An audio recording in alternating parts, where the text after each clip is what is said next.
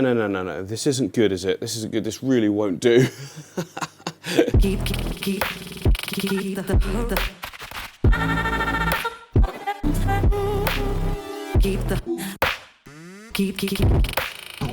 So last time we saw this tank, it was the same situation. We had two at the front because another breeding session had gone on or something like that, and there were eggs at the back again. Now, I think that's still the case. I'm not so worried about keep sort of spying in on it anymore, and I'm just letting it do its thing. And that's because once this tank... Oh, hang on, just doing a water change. Stop. No, stop. There we go. If you're wondering what that is, that's exactly why I use it. Little water alarm tells me that the water's up to the right level. I literally would have forgotten about that then. Yeah, so what I was saying before that sort of went right off. So I'm leaving it just to do its own thing. I'm letting the tank mature more because I want more of the sort of microorganisms and that kind of thing to grow in it all. Eventually that'll happen. That takes a bit more time than we're at, or probably about now actually. We're getting to the point where there's so much life in this whole tank in general that I think if there were some babies, we can naturally let them have a food source. Don't want to interfere, it's not my bag. I know that aggravates some of you, but it's just, I'm not a breeder. I like making tanks with plant life and enjoying the fish in that situation. You know, getting into the whole breeding game is a completely different type of fish keeping, isn't it really? But here is where we're sitting as far as the tank goes. Underneath all of this, it's looking pretty good. Do you remember we did have at some point a load of algae on some of the rocks down here, and that sort of cleared up its... itself, and that'll be partly due to the fact that the light is being blocked by... These aren't floating plants, by the way. This is Limnophila sessiliflora. It grows so fast that that's actually from when I planted it like a month ago. And to be honest, I've already trimmed that back once a little bit, just because I wanted a few of the stems for another tank. It was actually the rainbow fish tank. Hang on. Yeah, I trimmed them back for this tank here, the rainbow fish tank, and they're at the back. They've also gone straight to the surface. Now the point I'm bringing this up, or the reason I'm bringing this up, sorry, is that this is such a good plant for nutrient absorption because it grows so fast and it can really help with algae issues, not just in sort of a new tank, which is really useful, but also in a tank that you've got some struggling problems. Sometimes I just nip off a few of these, just stick them in the back with a plant weight on them, and they'll just get the tank back on track in no time. Yeah, so that's exactly what we've got here. So I'm just gonna take these right down. I'm probably gonna go down to like halfway. They make me laugh every time. This one's looking gorgeous, isn't it? Well, I mean, they both look gorgeous, but this one's a little bit bigger. Look at that reflectiveness to it as well. Looks so good, doesn't it? Right, anyway, I really want to be able to see this tank a lot better, so let's get to work. First job, normally I start with a glass, don't I? But I don't think there's any point even doing that. Let's start by taking some of this Limnophila all the way back. Right, we've got two options here really. We can come in with the scissors, but to be honest, I can't really see what I'm doing at the moment. So what I'm going to do is literally come in with my hands, run them down to where I can see just below a node. You see that there? That's where a node sort of is. I'll just go just above that, look. Give it a little prick off and just do that there, and just run my hands across it and just use your thumbnail. I've always got slightly long thumbnail, look, just so I can do this. Just go along and just take them all off like that. Now, I don't need to keep these ones. To be honest, I've got so many in different tanks now that I'll just be sort of, you know, have to be putting them on the compost heap, but they grow so fast it doesn't really matter. Right, already look at how much that's opened it up. I've taken that whole section from here off, so you can see that's where all the plants were coming from. They're growing up in that middle gap and looping everywhere. So I've cleared that off. Now there's quite a lot still on that side. It's a darker corner anyway, and you know, maybe it'll be a good idea to have one section that is like a refuge if they want to go. I mean, that is everywhere if I'm honest, but like even more so over there, we'll add some complete sort of variety to the whole tank. I'm not going to cut off the Ludwigia as well because I think that looks so good. Maybe I'll just stick it there. Look, there we go. Look at that.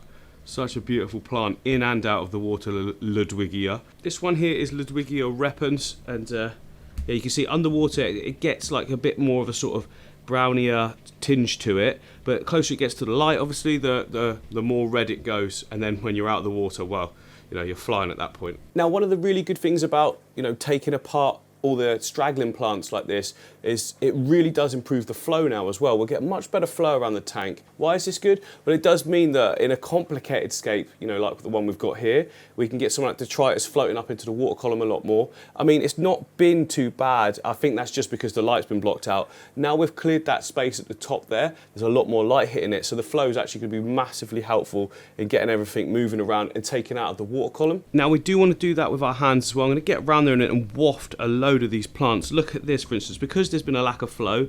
So that Amazon swordleaf you can see there, that's got like loads of different detritus and things sat on it. So if I just do this, look, yeah, get in there and just rub it. Well, you can see it's all in the water column now anyway, isn't it? And that'll just clean it all off everywhere. There's loads on the background ones. I'll get down on the bottom. Like I say, this tank has basically had no maintenance since I started it because the breeding started straight away. I just didn't want to interfere at all. So I'd say it's looking pretty good for a tank that's had no maintenance in the first month. It's had a little bit. I think I've done some water changes and some glass scraping, and that was it.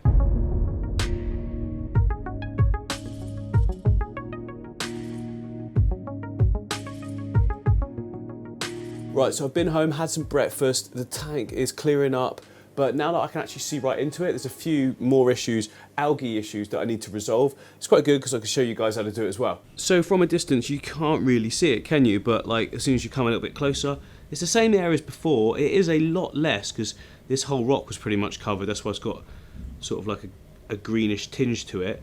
We've got some thread algae sort of going across. It's mainly in this middle section, to be honest. Everywhere else seems to be okay. And to sort this, what I use is a CO2 booster. So basically, most CO2 boosters use glutaraldehyde as the main ingredient. The idea being that it fights off algae, and then that allows the plants to take in more CO2 from the water. I don't even, whatever. All I know is it's really good at combating algae, and that's what I mainly use it for. So like thread algae, like you're seeing there on that moss, you can't really get that yourself, can you? You can't manually remove it. So it's best to use a chemical. Now you can spot treat it, but I find that it can burn some mosses and things like that. So I like to do a sort of lowish dose in the whole water column and just let it do it over time. There's no rush for me. I don't need to get it off like by tomorrow, so I just dose the water column with I use this over here, hang on. In fact, I've just put some in here in the Harlequin Spore tank because we're getting some algae at the sides. Now I will just scrape off the algae, but it's telling me that there's some that needs to be combated. Is that the word? Yeah, combated. Yeah, so I use the API CO2 booster. Not a sponsored post, it's just what I use. Yeah, works a treat.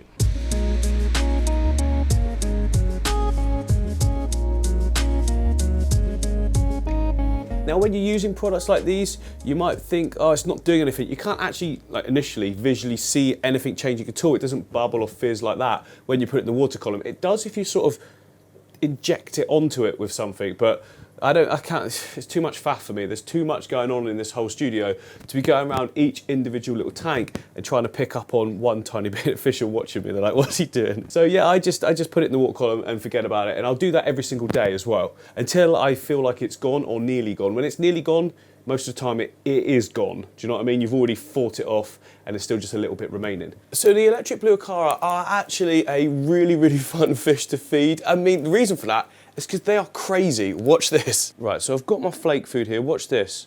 I come up to the top here. I'm tapping. This lets them know that I'm available. They'll see me like do this with my hands. Right, I'm going to put this in the water and watch them.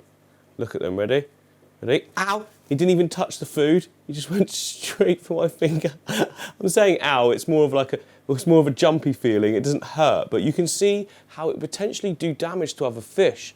Now I just like to leave that there. Look, and I step back and I'll come in now. Look at this. Oh, beautiful. Yeah, a really fun fish to feed. Now, that's quite a lot of food there. Many of you will say, stop putting so much food in, but I've been power feeding these fish. They're getting much, much bigger, and I'm really enjoying watching this as well. Look at that. They're very powerful, very aggressive eaters. It's almost like they've not been fed for a month, and they're fighting for it. Where's the other one gone? Oh, there we go. There is a third one.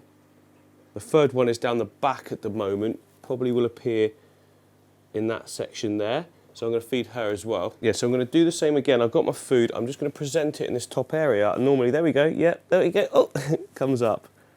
Absolutely perfect. Couldn't have gone any better. So we're all getting fed. So yeah, that's pretty much it for this tank. I'm probably going to be adding some more fish soon.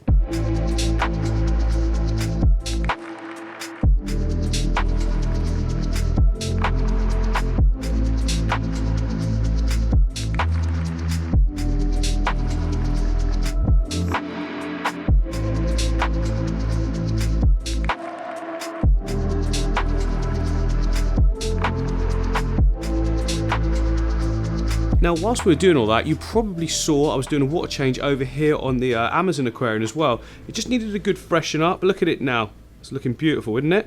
I've cleared out some space, cut back some of the top plants to keep the lights more exposed because we're getting it really, really dark again. And because it's lined it up quite nicely, it means that we're now getting some creeping of the sage. That's sage. It's going to come all across the foreground. I'm going to keep it in that corner because otherwise it will take over everywhere. We don't want it to do that because I'm loving the sort of natural vibe we've got here with these fish. Don't you agree? It looks so good, doesn't it? Oh, let me get rid of some of those lights at the back because they're spoiling it. Which light is it? That's that one, which is that one there. So the sparkling gourami tank. I'll get to this in a minute. There we go. Right, is that a bit better? I think that's a bit better. So yeah, when I made this tank, first of all, a few people were like, oh, he's filled it all up with Hardscape again. But that's fine. I was trying to like create something in the background. Yeah, so what I was going for with this one was I was trying to create like a look of like a 3D background by using the wood itself. Now the problem is if you don't buy something like that, that's like designed with styrofoam or whatever, it comes out quite far. So I think I've taken up a third of the tank with the one massive piece of wood I used at the back. But I don't think that's taken anything away from the tank at all. Like the fish do still sort of stay in this section, but to be honest, it does mean I get to see them and they're beautiful fish, aren't they? Look. Absolutely stunning there. If I was to do it again, would I do it the same? No, probably not. I think I would, if I was to use that big piece of hardscape, I'd do like I did in the African aquarium. I'll bring it forward a bit and enable the flow to go around and the fish to go around a little bit. Yes, it would be right in your face, like say here where this Amazon sword is, it would be there. But sometimes being in your face like that is actually really interesting to look at and it gets cool circling behaviour. For instance, in my African aquarium, let me show you. Yeah, so for those of you who, oh, hang on. Move, lights. Yeah, so for those of you that haven't seen, this is my African aquarium. So you see we've got this big piece of wood here. Now that is forward, so let me come around. It's like forwards off the back. I mean, that bit's touching, but there's still a pathway all the way around. And the fish like to swim around it, which is really, really cool. Mainly the females. I mean, the males just constantly stay in the foreground. These are Congo tetras. There we go. Oh, this glass. Look at that glass. I am so sorry. So yeah, this is the African aquarium. Now this has actually become one of my favourite aquariums, and that's partly because I don't have to do anything to it.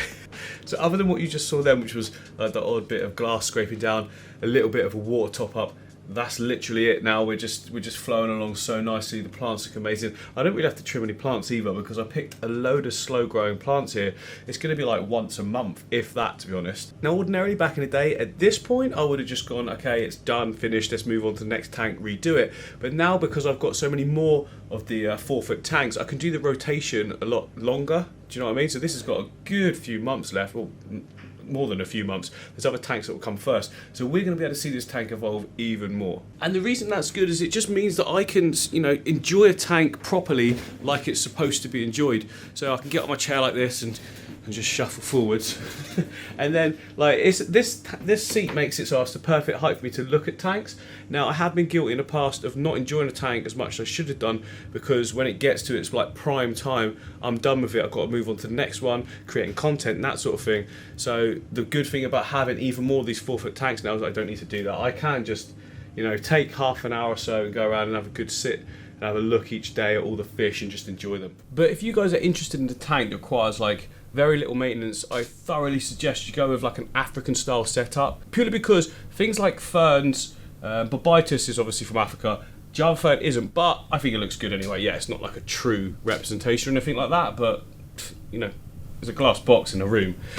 How realistic does it need to be? It means you can use those kind of plants that they don't just grow so slowly, and if you can get your lighting nailed, you don't have to worry about algae or anything like that either. But yeah, that is that. Both tanks looking great, aren't they? Let me get down. So we've got right at the front there, look at them, oh, they look beautiful. So we've got the South American cichlid only, and then we've got South American tetras and a few cichlids as well, because we've got the rams, haven't we? But the two side by side, hang on. Yeah, the two side by side, look at that, looks so good, doesn't it? Oh, I'm loving it. Of course, we've still got that problem where it struggles because of the brightness of that tank versus that one. It makes that one look darker and that one look, what if I click on it?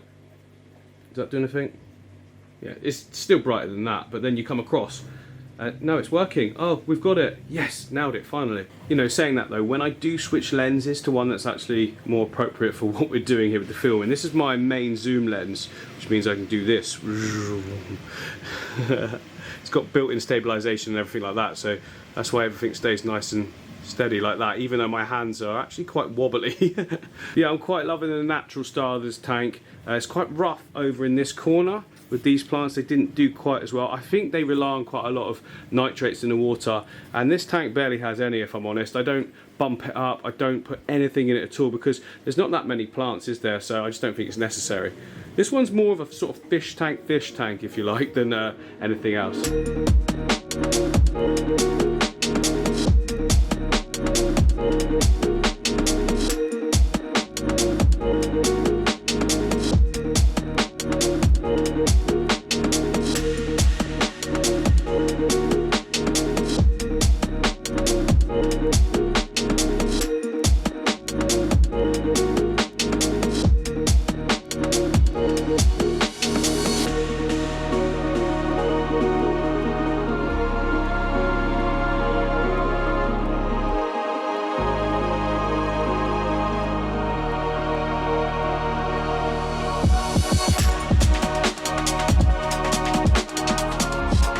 So remember earlier I showed you the sparkling Grammy tank? It's looking so good. The only thing that I'm not liking is the moss. Some of the moss here needs trimming back.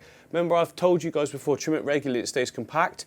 Well, I'll show you what happens if you don't trim it regularly. Yeah, you end up in this situation here, which, don't get me wrong, it doesn't look bad, does it? But everything's starting to grow upwards instead of like interlocking. Have I got a good example at the moment of it interlocking anywhere? Hang on. So yeah, down here in my better fish tank, look, you can see how compact it all is. That's because I'm very regularly just like ripping it all out. So yeah, we can quickly get this one fixed up, looking really good. But also I want to show you the other lamb chop and Harlequin Respora tank over here as well, which is looking great. I've just scraped off the glass on this one because the moss is doing the same thing. Need to get on it again.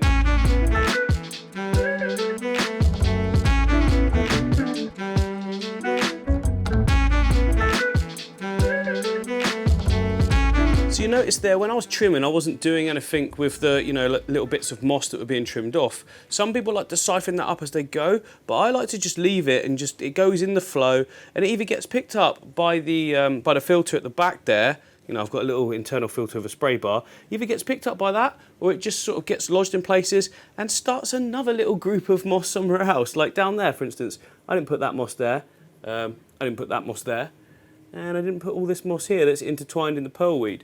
So I think it creates a really natural look by just letting it float around like that. It's up to you, of course. You can keep tight with it if you want. And I did the same thing over here in the Harlequin Respora tank. This one wasn't anything like as sort of long, so I just sort of leveled it, if you like. But you'll notice that there is quite a bit of moss dotted around on the substrate there. Again, I don't mind it. I'm just going to let it do whatever it wants, because this tank is looking fire, isn't it? Especially with that Altanantha in the middle there, just exploding. That has turned out so good.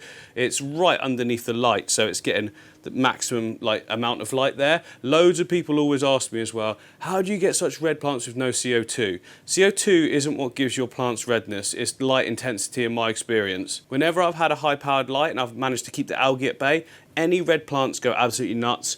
And even plants that aren't traditionally red start getting a red tinge as well, like that Rotala rotundifolia at the top there. And also that Pagostemon stellatus, or I think that's how you say it. See the edges there? It's getting red on it. I added that quite recently as well. Loving that. I wanted to make sure that I could grow it first, you know, with my water parameters. It's something I've never used before. So, oh, look at the fish. Hello. There's more in here, guys. Seems to be only 4 at the front at the moment. Where's the rest of them? They'll run the back. So that back section is completely hollow, so they sometimes hang around there. These guys have come forward because they think we're about to feed them because there's been so much disturbance. But yeah, they're just chilling. They're just chilling. So I've also been doing a little bit more work down here in the Better Fish tank and the Epistogramma tank there. Hello, mate. Yeah, so the lighting level's still not quite right, still a little bit too high, so I've reduced them slightly. I've cleaned up the Better tank. I've just got some more to sort of brush off of the rocks there. The Epistogramma tank's pretty good. I don't think I need to do anything much more to it.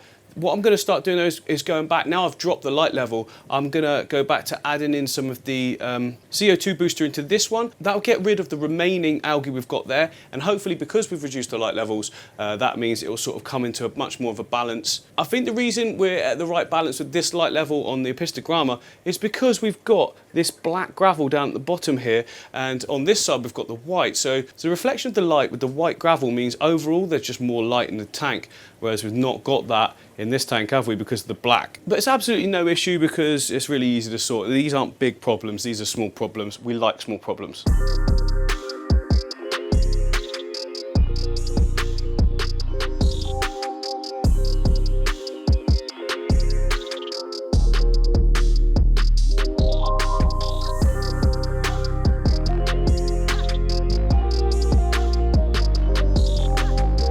So that's all that's really needed with these ones. They're already clean, looking good. I really want to get babies from these apistogramma. Maybe that'll happen soon. They don't really seem to be in love.